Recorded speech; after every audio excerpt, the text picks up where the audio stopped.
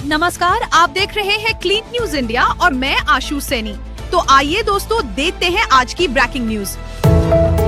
लोकसभा में ऑपरेशन सिंदूर पर गर्मागर्म बहस, अमित शाह और पीएम मोदी देंगे करारा जवाब। लोकसभा में आज भी ऑपरेशन सिंदूर को लेकर चर्चा जारी रहेगी। सोमवार को इस मुद्दे पर सत्ता पक्ष और विपक्ष के बीच तीखी बहस देखने को मिली। आज दोपहर 12 से 1 बजे के बीच केंद्रीय गृह मंत्री अमित शाह लोकसभा को संबोधित करेंगे और विपक्ष के सवालों का जवाब देंगे। वहीं प्रधानमंत्री नरेंद्र मोदी शाम को चर्चा के समापन पर अपना भाषण देंगे। राज्यसभा में भी इस विषय पर बहस की शुरुआत होगी। विपक्ष सरकार की सुरक्षा व्यवस्था पर सवाल उठा रहा है। देवघर में कांवड़ियों की बस दुर्घटनाग्रस्त, 5 की मौत, कई घायल। झारखंड के देवघर जिले में मंगलवार तड़के करीब 4:30 पर बड़ा हादसा हो गया। कांवड़ियों को ले जा रही एक बस गैस सिलेंडर ढो रहे ट्रक से टकरा गई। टक्कर इतनी जोरदार थी कि 5 कांवड़ियों की मौके पर ही मौत हो गई, जबकि कई लोग गंभीर रूप से घायल हो गए। पुलिस ने बताया कि हादसा जमुनिया फॉरेस्ट क्षेत्र, मोहनपुर थाना के अंतर्गत हुआ। मृतकों की संख्या बढ़ने की आशंका जताई जा रही है। ड्रोन उड़ान पर प्रशासन का बड़ा फैसला, अब रात में नहीं उड़ेंगे सर्वे ड्रोन। पिछले कुछ दिनों से जिले के ग्रामीण इलाकों में रहस्यमय ड्रोन कैमरों की उड़ानों से लोगों में दहशत का माहौल था।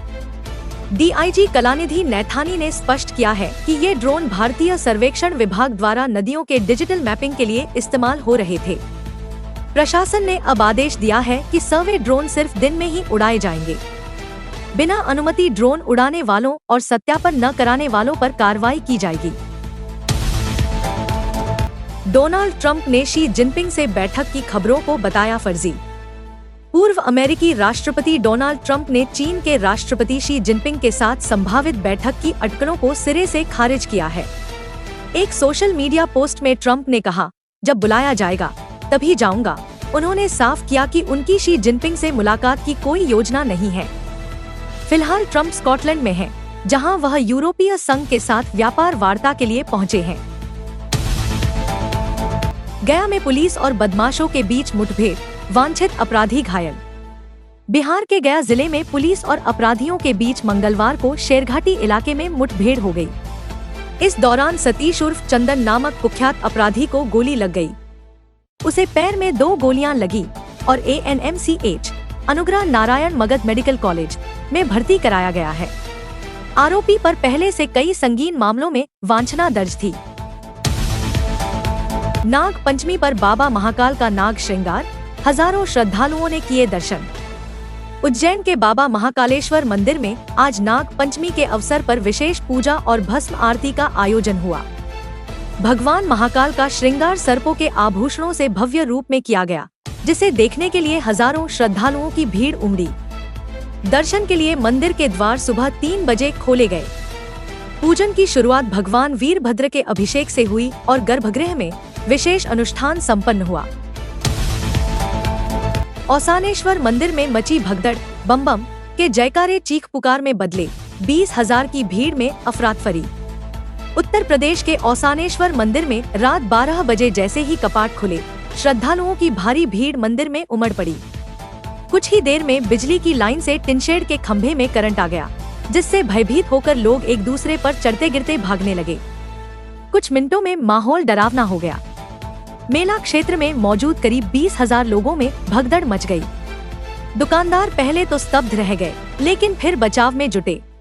हादसे में कई लोगों के घायल होने की आशंका है। हिमाचल के मंडी में बादल फटने से तबाही, मलबे में दबकर 3 लोगों की मौत, 1 लापता। मंडी जिला फिर एक बार प्राकृतिक आपदा का शिकार हुआ है। सोमवार रात बादल फटने की घटना में 3 लोगों की मौत हो गई, जबकि एक महिला अभी लापता है। हादसा जेल रोड क्षेत्र में हुआ, जहां बहते मलबे में गाड़ियां और घर चपेट में आ गए। NDRF और पुलिस टीम राहत बचाव कार्य में जुटी है।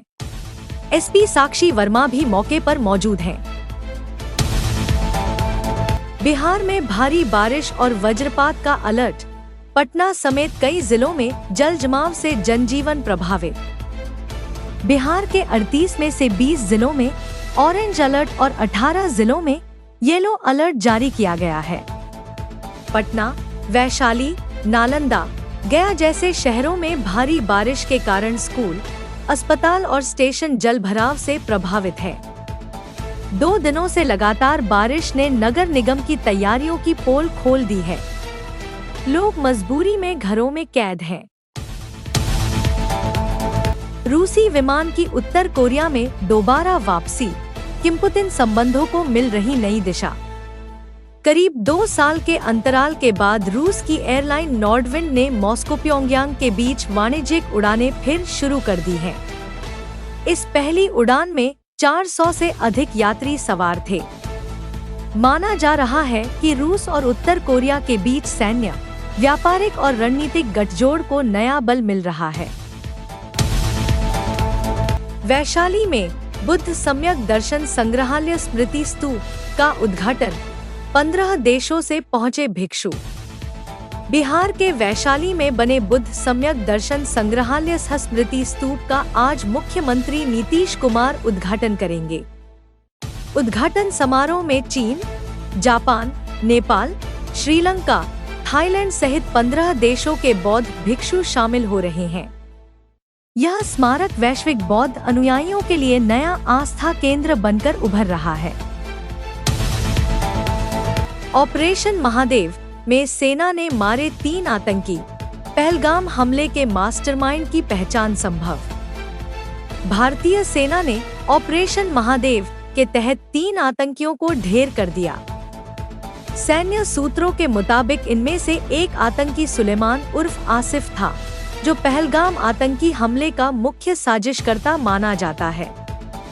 सेना ने फिलहाल आधिकारिक पुष्टि नहीं की है, लेकिन ऑपरेशन को सफल बताया है। गाजा में भुखमरी पर ट्रंप ने उठाई आवाज, बोले नेतन्याहू के दावे झूठे, अमेरिका बनाएगा फूड सेंटर। गाजा में भूख की गंभीर स्थिति को लेकर डोनाल्ड ट्रंप ने इजरायली प्रधानमंत्री नेतन्याहू के दावों को खारिज करते हुए कहा कि भूखे बच्चों की तस्वीरें सच्ची हैं। उन्होंने अमेरिका की ओर से गाजा में भोजन वितरण केंद्र खोलने की घोषणा की और कहा कि मानवता के लिए यह जरूरी कदम है। यूपी के 29 जिलों में भारी बारिश की चेतावनी, लखनऊ समेत पूर्वांचल में भी मौसम का बदला मिजाज। मानसून की सक्रियता से Pratapgarh 85 millimetre, Jaunpur 69 millimetre, Amethi 65 millimetre और आसपास के जिलों में बीते 24 घंटे में भारी वर्षा दर्ज की गई है। लखनऊ, आजमगढ़, बलिया, मऊ सहित कुल 29 जिलों में मौसम विभाग ने अलर्ट जारी किया है। नागरिकों से सावधानी बरतने की अपील की गई है। डिम्पल यादव पर मौलाना की टिप्पणी पर गरमाई राजनीति, मंत्री बोली, अखिलेश की चुप्पी शर्मनाक।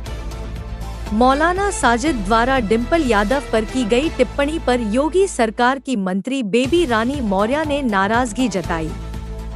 उन्होंने कहा कि अखिलेश यादव पत्नी के सम्मान पर भी चुप हैं।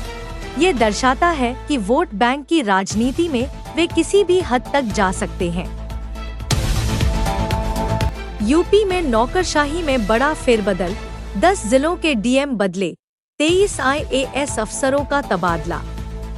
उत्तर प्रदेश सरकार ने सोमवार रात बड़ा प्रशासनिक बदलाव किया है। गोरखपुर, गोंडा, बहराइच समेत 10 जिलों के जिलाधिकारी बदले गए हैं। अयोध्या के मंडलायुक्त गौरव दयाल को गृह विभाग भेजा गया है और राजेश कुमार को नया मंडलायुक्त नियुक्त किया गया है।